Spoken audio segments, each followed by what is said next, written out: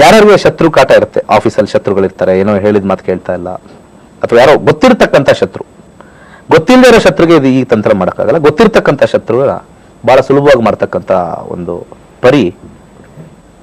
ಇದಕ್ಕೆ ಸ್ವಾತಿ ನಕ್ಷತ್ರ ಬೇಕಾಗತ್ತೆ ನಮಗೆ. ಸ್ವಾತಿ ನಕ್ಷತ್ರ, ರಾಹುವಿನ ನಕ್ಷತ್ರ, ಸರಸ್ವತಿಯ ನಕ್ಷತ್ರ, ಸರಸ್ವತಿ ವಿದ್ಯೆ, ಹೈಯರ್ ಲೆವೆಲ್ ಆಫ್ ಸರಸ್ವತಿ ನಕ್ಷತ್ರ, ಹೈಯರ್ ಲೆವೆಲ್ ಅಂತ ಹೇಳ್ತೀನಿ.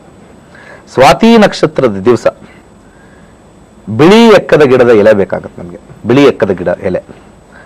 ಆ ಸ್ವಾತಿ ನಕ್ಷತ್ರದಲ್ಲಿ ಬಿಳಿ ಎಕ್ಕದ ಗಿಡದ ಒಂದು ಎಲೆನ ತಗೊಂಡ್ಬಂದು ಅದನ್ನು ಚೆನ್ನಾಗಿ ಗಂಗಾಜಲದಲ್ಲಿ ಸಾಧ್ಯವಾದರೆ ತೊಳಿರಿ. ಈ ಗಂಗಾಜಲನೂ ಡೂಪ್ಲಿಕೇಟ್, ಗಂಗಾಜಲ ಡೂಪ್ಲಿಕೇಟ್.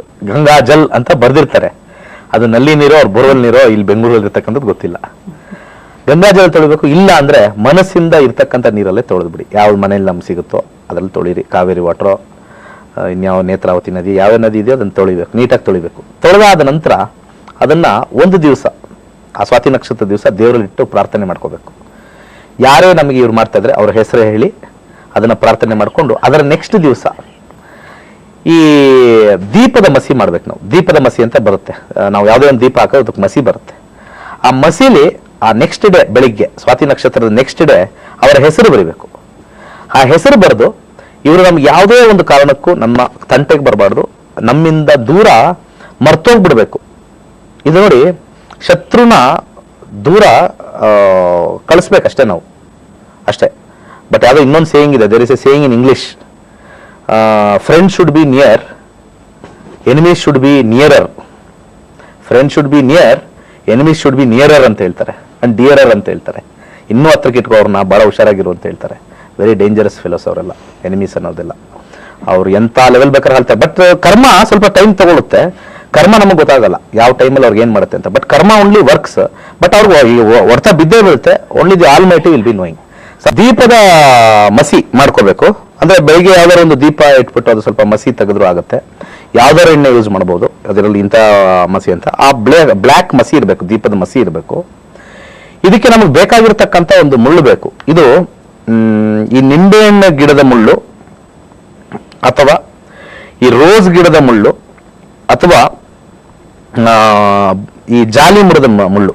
ಈ ಮುಳ್ಳಲ್ಲೇ ಹೆಸರು ಬರೀತಕ್ಕಂಥ ಇದು ಒಂದೇ ಎಕ್ಸ್ಟ್ರಾ ಬೇಕಾಗಿರ್ತಕ್ಕಂಥದ್ದು. ಯಾರು ನಿಮಗೆ ತಾಪತ್ರೆ ಕೊಡ್ತಾ ಇರ್ತಾರೆ, ಆಫೀಸಲ್ಲಿ ಕಿರಿಕಿರಿ ಮಾಡ್ತಾ ಇರ್ತಾರೆ, ಬಟ್ ನೀವು ಒಳ್ಳೆಯರಾಗೇ ಇರ್ಬೇಕು. ಫಸ್ಟ್ ನಿಮ್ಮ ಮನಸ್ಸು ಶುದ್ಧಿ ಇರ್ಬೇಕು, ಅದು ಯಾವತ್ತೂ ಇಂಪಾರ್ಟೆಂಟ್. ನಾವೇನೋ ಅವ್ರಿಗೆ ಯಾರಿಗೂ ಇನ್ನೊಬ್ರಿಗೆ ತೊಂದರೆ ಮಾಡಿಲ್ಲ, ಬಟ್ ನಮಗೆ ತೊಂದರೆ ಆಗ್ತಾ ಇದೆ ಅಂತವ್ರಿಗೆ ಇದನ್ನ ಆ ಮಸಿಗೆ ಒಂದು ಸ್ವಲ್ಪ ನೀರು ಹಾಕೊಳ್ಳಿ, ಕಲ್ಸ್ಕೊಳ್ಳಿ, ಸ್ವಲ್ಪ ಬ್ಲ್ಯಾಕಿಶ್ ಆಗುತ್ತೆ. ಆ ಮಸಿಲಿ ಅವ್ರ ಹೆಸರು ಬರಿಬೇಕು. ಅವರ ಹೆಸರು ಬರೆದಾದ ನಂತರ ಈ ಎಲೆಯನ್ನು ತಗೊಂಡೋಗಿ, ಈ ಸಾಧ್ಯವಾದ್ರೆ ಜಾಲಿ ಮರ ಸಿಕ್ಕಿದ್ರೆ ಒಳ್ಳೇದು, ಅಲ್ಲಿ ಕೆಳಗಿಡಬೇಕಾಗತ್ತಂತೆ. ಅದಿಲ್ಲ ಅಂತಂದ್ರೆ ಎರಡನೇದಾಗಿರ್ತಕ್ಕಂಥ ಹುಣಸೆ ಮರ, ಅದಿಲ್ಲ ಅಂದ್ರೆ ಲಾಸ್ಟ್ ಅಲ್ಲಿ ಬೇವಿನ ಮರ. ಈ 3 ಮರಗಳು ಬೇಕಾಗತ್ತೆ. ಅಲ್ಲಿ ಎಲೆನ ಇಡೋದಷ್ಟೇ ಕೆಲಸ. ಈ ತಂತ್ರವನ್ನ ನೀವು ಒಂದು 4 ಬಾರಿ 5 ಬಾರಿ ಮಾಡ್ಬೋದು. ಅಂದ್ರೆ ಪ್ರತಿ ಸ್ವಾತಿ ನಕ್ಷತ್ರ ಬರ್ತಾ ಇದ್ದಾಗ ರಿಪೀಟ್ ಮಾಡಿದ್ರೆ ನಿಮ್ಗೆ ಆಲ್ಮೋಸ್ಟ್ ಎಷ್ಟೋ ವರ್ಷದಿಂದ ನಿಮಗೆ ಕಾಟ ಕೊಡ್ತಾ ಇರ್ತಕ್ಕಂಥವ್ರು, ಎಷ್ಟೋ ವರ್ಷದಿಂದ ಮಾಡ್ತಕ್ಕಂಥವ್ರಿಗೆ ಒಂದು ನಿಮಗೆ ಇಮಿಡಿಯೇಟ್ ರಿಲೀಫ್ ಸಿಗುತ್ತೆ. ತುಂಬಾ ಪವರ್ಫುಲ್ ಇವೆಲ್ಲ ಖಂಡಿತ. ಆ ಸ್ವಾತಿ ನಕ್ಷತ್ರ ದಿವಸ ಮಾಡತಕ್ಕಂಥದ್ದು. ನೆಕ್ಸ್ಟ್ ಡೇ ಹೆಚ್ಚು ಕಮ್ಮಿ ನಿಮಗೆ ವಿಶಾಖ ನಕ್ಷತ್ರ ಬಂದ್ಬಿಡುತ್ತೆ, ಗುರುವಿನ ನಕ್ಷತ್ರ ಬಂದ್ಬಿಡುತ್ತೆ ಅವಾಗ, ರಾಹು ಆಗಿದ ತಕ್ಷಣ. ಸೋ ಪವರ್ಫುಲ್ ತಂತ್ರಗಳು ಇವೆಲ್ಲ. ಮತ್ತೆ ನಾವು ಯೂಸ್ ಮಾಡ್ತಕ್ಕಂಥದ್ದು ಸೂರ್ಯನ ಒಂದು ಎಲೆ, ಯಾಕಂದ್ರೆ ಎಕ್ಕದೆಲೆ ಅಂತಂದ್ರೆ ಸೂರ್ಯದೆಲೆ. ಅಲ್ಲಿ ಮತ್ತೆ ಎಕ್ಕದ ಗಿಡ ಅಂದ್ರೆ ಸ್ವಲ್ಪ ಗಣಪತಿಗೂ ಪ್ರಿಯವಾಗಿರ್ತಕ್ಕಂಥದ್ದು ಯೂಸ್ ಮಾಡ್ತಾರೆ. ಮತ್ತೆ ಅದ್ರ ಜೊತೆಗೆ ನಾವು ದೀಪ ಯೂಸ್ ಮಾಡ್ತಕ್ಕಂಥದ್ದು ಲಕ್ಷ್ಮಿ ಸೇರುತ್ತೆ, ಅಂದ್ರೆ ಶುಕ್ರ ಸೇರ್ತಾನೆ.